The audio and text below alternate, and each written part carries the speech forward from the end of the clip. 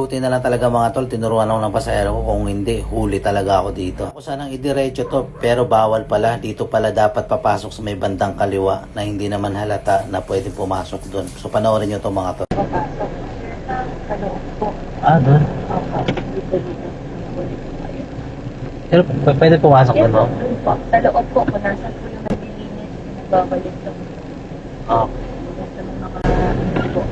Worker na. Parang kailangan. Pwede kaya doon na lang ako? Ay, hindi po. Tama po yan. Promise ko.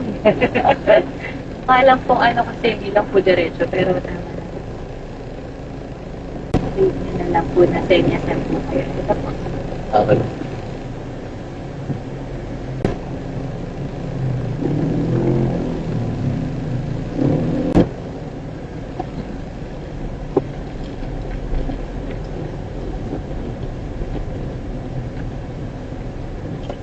Yun, salamat nga pala sa aking pasahero. Meron talaga mga pasahero na may malasakit sa mga driver. Yung bang hindi ka papapabayaan na mahuli ka sa daan. So ayun lang mga tol, salot, sana may natutunan kayo. Salamat, God bless.